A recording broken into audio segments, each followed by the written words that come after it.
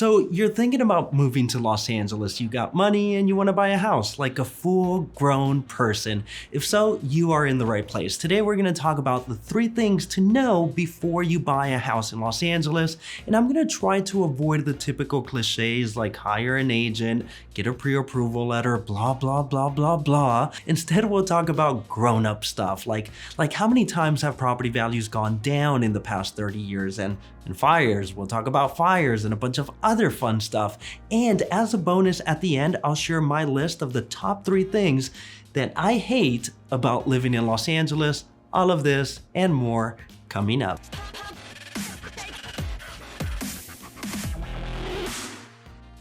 Number 1, prices. Yes, Los Angeles is expensive, but interestingly, in the list of the top most expensive cities in the US, considering multiple factors, Los Angeles doesn't even make it into the top 5 and barely makes it into the top 10. But unfortunately, I think this is gonna change. So during the pandemic, the theory was like, Los Angeles, real estate's so expensive, but now that we can work from anywhere, no one's gonna pay these ridiculous prices. Everyone's gonna leave, obviously. And yes, a lot of people left. But it turns out that rich people, also given the option to work from anywhere, are choosing Los Angeles. People in the expensive cities of New York, Seattle, San Francisco are like, what in the freezing cold am I still doing here? So they're packing up and moving to LA. So yes, unfortunately, I think Los Angeles will probably still get more expensive. And speaking of prices, in the past 30 years, Los Angeles property values have gone down twice. First around 1995 when property values went down by about 20%, and in general it took Los Angeles about 5 years to come back from that loss. The second drop was a freak of nature. We messed up terribly in 2008 when property values in general dropped by over 50%. Now, worth noting, in the higher end neighborhoods of Los Angeles, property values only dropped by about 20%.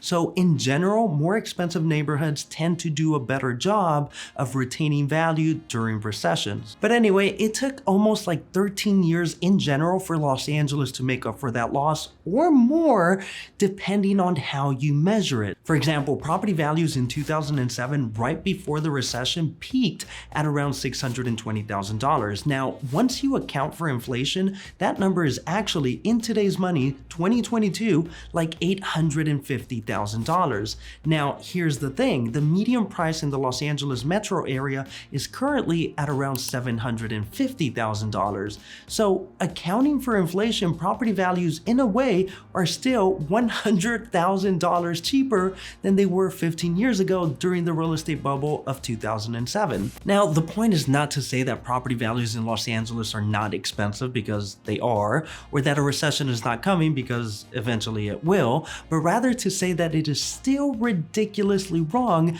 to compare today's prices to those that led to the 2008 recession, when anyone and anybody, child, dog, or pigeon, could have qualified for a mortgage with 0% down.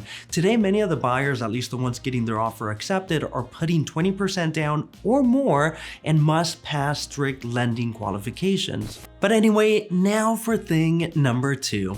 And here's a shameless interruption from our sponsor, myself, Daniel Rangel, real estate agent in Los Angeles. If you're looking to buy or sell, don't hesitate to reach out. But more importantly, for my self-esteem, if you like this video, make sure to hit like or subscribe.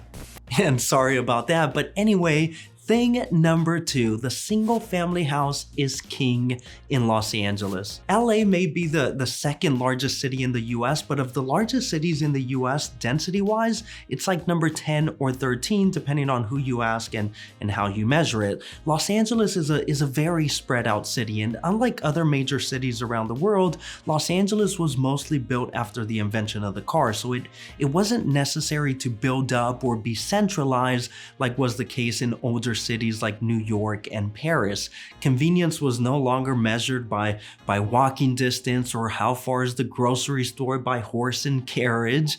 And this gave way to the LA dream, a single family house with a white picket fence around a 5,000 square foot piece of good old American land. And for a long time, this has been the pride and the joy of Los Angeles. Zoning laws were put into place to preserve the aesthetics of a low-rise city, but over the past couple of years, due to the immense population and ridiculous traffic, we're starting to revert back to centralization as cars are moving back at the speed of the horse and carriage, and add a huge lack of housing inventory, and this has pushed Los Angeles and California to change its zoning laws. Many of the density and height restrictions that had been in place for many years have been lifted. More condominiums are being built, buildings are getting taller. In 2019, the city passed the Accessory Dwelling Ordinance, which essentially allows you to add another unit to a piece of land that previously was limited to a single family house. Then in 2021, California passed SB 9, which can potentially allow you to split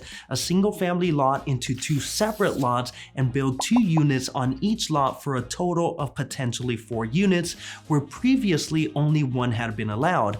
And unfortunately or fortunately, I just think this is the beginning of more changes to come, which will allow more construction in less land, increased density, and yes, chop away at the single family house in certain parts of Los Angeles. And when this happens, one, the owners of a single family house will be able to subdivide, build more, and possibly make more money. Or 2, the one single family residence will become the new status symbol of ultra wealth. I mean, to say that you have a front yard and a backyard is gonna be like, what? That's ridiculous. What do you do for a living? So in my opinion, if you have the option of a single family house or a condo, go for a house. In the past 10 years in general on the west side of Los Angeles, the single family house has appreciated in value more than the condo by about 50%.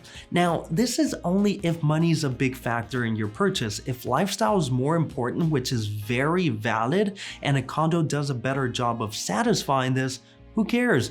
Go for a condo. At the end of the day, for many, this is a place to call home, not a business. And now for thing number 3, natural hazards. Now, every part of the country has its own cool natural hazards that can destroy your house and potentially kill you. The East Coast has hurricanes, the Midwest has tornadoes, and in Los Angeles, we have earthquakes, among other stuff. And here are the 3 major natural hazards in Los Angeles that you should be aware of. 1, earthquakes. 2, fires, and 3, floods. Now, the severity and the risk of some of these will depend on what part of Los Angeles you live in, except maybe earthquakes, because they're pretty much everywhere. There's a bunch of fault lines running throughout Los Angeles, the most famous being the San Andreas Fault, which you may know as the main protagonist in the movie San Andreas, where she pretty much tried to destroy the whole state of California. And weirdly, despite the high risk of earthquakes, only about 10% of homeowners in California have earthquake insurance, typically because of the high deductibles, which can vary between $30,000 to $100,000 and can add about $140 a month to your monthly payment. But just because everyone jumps off the fault line doesn't mean you should too. So when buying a house in Los Angeles, consider earthquake insurance. Also, depending on where and what you buy, because of earthquakes, you'll want to consider getting a foundation inspection and getting a geologist and a structural engineer to inspect the property, especially if the house was built prior to like 1980, when building codes were just not the best for earthquakes. Another hazard to consider, fires, and how big of a risk this poses depends on where in Los Angeles you buy. Typically, many of the houses built on the hills like in Malibu and Bel Air have a higher risk for fires. And the last major fire was in 2018, so not too long ago, that destroyed over 1,000 buildings and caused about $6 billion in damages. Now, during this time, a lot of insurance companies refused to renew their policies, which is weird because they're pretty much like, the risk is too high, we can't insure you. And it's like, yes, exactly, that's why I need you. So in certain areas, getting fire insurance can be expensive and limited. So before you buy a house in a high fire hazard area, 1, think about it. And 2, definitely look into insurance before you commit to the purchase. And finally, floods. Again, here, like with fires, the risk will depend on where you buy. And the cost of hazard insurance, including for floods, can vary dramatically depending on where you buy and other factors. That's why it's never a bad idea to consult with an insurance person as you're choosing the location for your next purchase. And if you don't know a good insurance person, someone I like working with, Steve Little, and I'll put his information in the description below. And now for the moment you've all been waiting for, the bonus session. What do I hate about living in Los Angeles? Number 1, homelessness. And let me clarify, I don't hate homeless people. I hate that people are homeless. Now, it's important to note that despite the news, the homeless issue is not everywhere. Some parts have it more than others, and some parts don't even have it at all. It's typically going to be more common in high trafficked areas like certain parts, but not all, of Santa Monica, Venice Beach, and downtown Los Angeles. Second thing that I hate about living in Los Angeles, traffic. It sucks, we all know it. So that said, try to choose an area that will reduce your commute by as much as possible. Trust me, you won't regret it. That big mansion that's like, it's only 20 miles away, that's like 20 minutes. No, it's not. That's like 2 hours minimum one way. Both ways, congratulations, you got a part-time job. And as far as friends and family, you're gonna have to get new ones because no one in Los Angeles is driving 20 miles to visit you. Number 3, public transportation. And this is not as bad as people say. There's a bunch of buses that'll take you pretty much everywhere. But Los Angeles does lack a good rail system.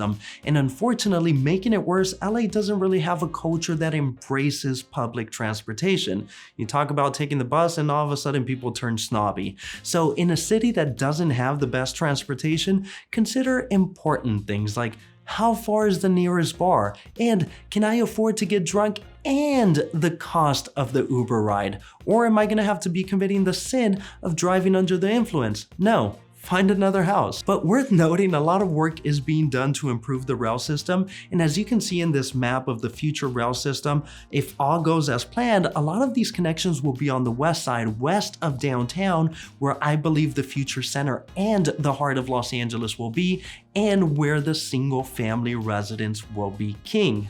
And in summary, yes, prices in Los Angeles are high, but to compare them to the 2008 recession would be completely wrong.